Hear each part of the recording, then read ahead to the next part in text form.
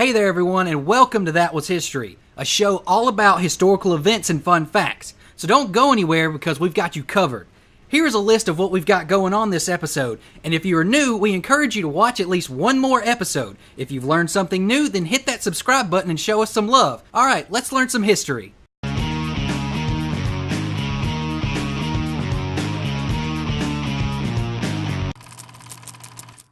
Have you ever wondered what makes a rocket work and how it is able to sustain such high altitudes and travel at such long periods of time?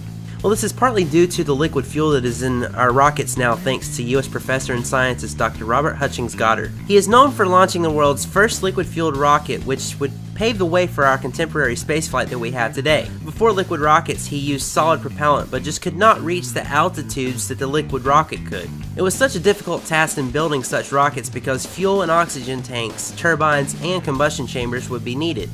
But however, Goddard became the first person to successfully launch a liquid-fueled rocket on March 16th of 1926. His rocket flew only 2.5 seconds, climbed 12.5 meters, and landed 56 meters away in a cabbage patch. Now to you and I, this is not that impressive, but back then it was a huge success in comparison to the Wright brothers, and was a first step towards a whole new era in rocket flight. There have been many great leaders that have risen throughout the years. Whether they be great military leaders or political geniuses, they have helped shape our world in one way or another. One great leader was Julius Caesar. He showed great military understanding and promise, but his lust for power ultimately cost him his life. His last great victory in war was the Battle of Munda that occurred on March 17th of 45 BC. This was a civil war between Caesar and the Republican armies of Rome. Caesar's time as governor was up, but he didn't want to give up his seat. He would go on to kill 30,000 soldiers and only lose 1,000 of his own men, and claim his role as dictator of Rome. The dream of almost anyone alive today is to get a good job, get married, and then have a family. The younger you start out, the better, and the more experience you get from job to job as you grow up, the better. Well, what if you say you were around the age of 12 and you wanted to get your first job because you wanted to get a head start on life? Well, in the 1920s, specifically on March 18th, the child labor laws of Georgia were highly debated. It was proposed that a child under 12 years of age would be ineligible to work. Similarly, it was proposed that children under the age of 14 should not be able to work without a parent or guardian's signed permission. These were improvements from what was at the time, but in comparison to today, they are still far-fetched. So if you're under the age of 15, you might as well just sit back and enjoy the rest of your life until you have to start work. Yes, it's better to start out as early as you can to get a head start, but some things are just completely out of your control. As a society, studies in science and architecture have allowed us to design things and accomplish feats that seemed impossible. We have cured deadly diseases, found a way to visit the moon, and have crossed vast amounts of ocean by building massive bridges to cross them. Speaking of bridges, the fourth longest arch bridge opened on March 19th of 1932 for that time period. This was the Sydney Harbor Bridge, and it was designed to carry road traffic, railway traffic, and had footpaths on each side to walk on. I don't know about you, but anytime I look at a bridge that crosses water, I rack my brain trying to figure out how it's even possible.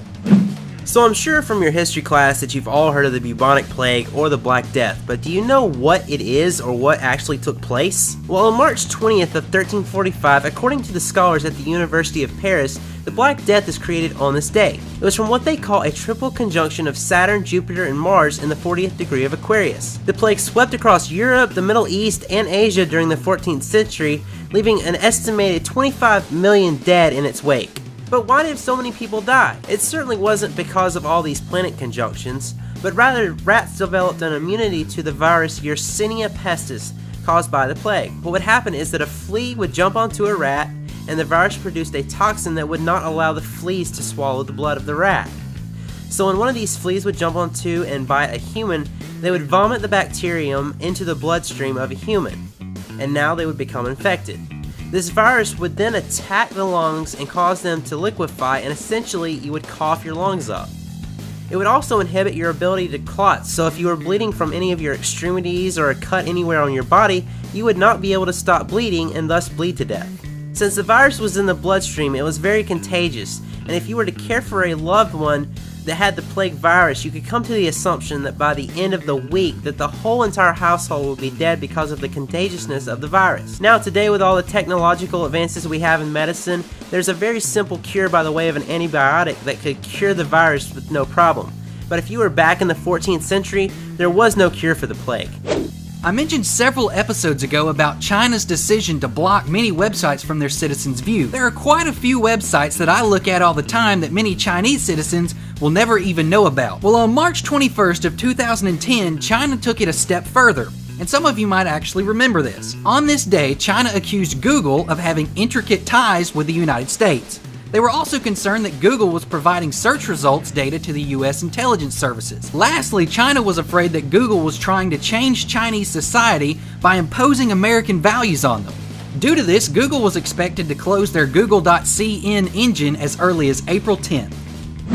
As you may be aware, the colonization of North America was not a pretty sight. On countless occasions, the Native Americans and European colonists would be at ends with each other, and innocent lives would be lost. One such situation occurred on March 22nd of 1622. This was the first major massacre of European colonists by Native Americans. Algonquian Indians slaughtered 347 English settlers around Jamestown, Virginia. This was nearly a third of the settlement's total population. Well, that's going to do it for another great episode, guys. We hope that you enjoyed all of the great historical events and fun facts that we had in there for you. Be sure to come back next Friday and see our new episode. Please follow us on Twitter, like us on Facebook, and hit that subscribe button.